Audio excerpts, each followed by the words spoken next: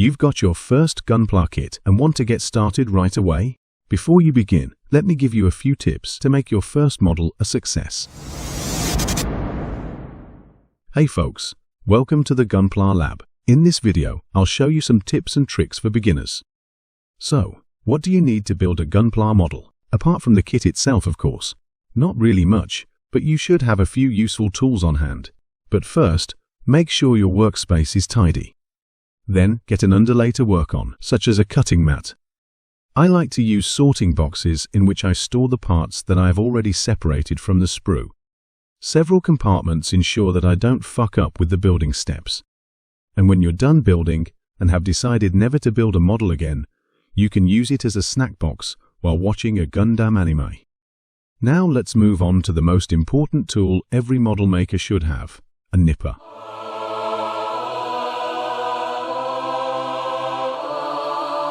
Well, it doesn't have to be an expensive top model, but it should be in a proper condition.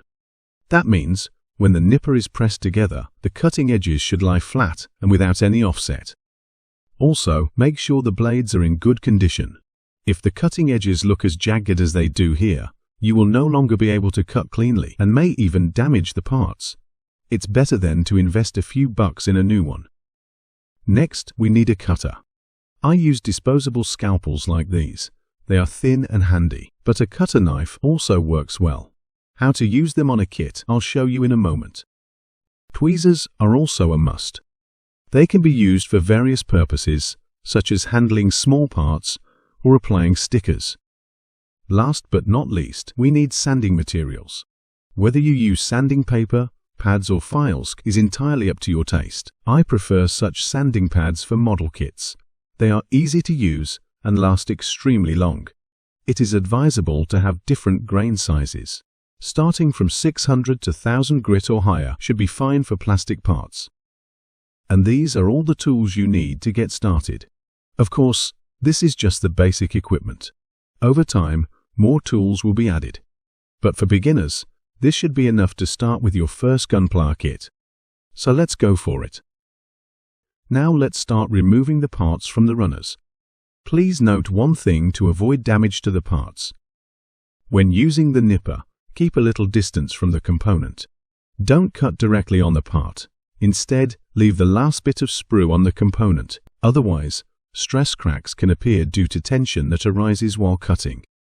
When the part has been cut out of the runner, remove the excess in a second step. If you still can feel small remnants of sprue when you run your finger over it, remove them with a cutter. Place the blade flat on the surface and carefully move over the nub like a planer. Don't cut like you would with a knife, just glide over it carefully. In the last step, use sanding material to get the surface finally smooth.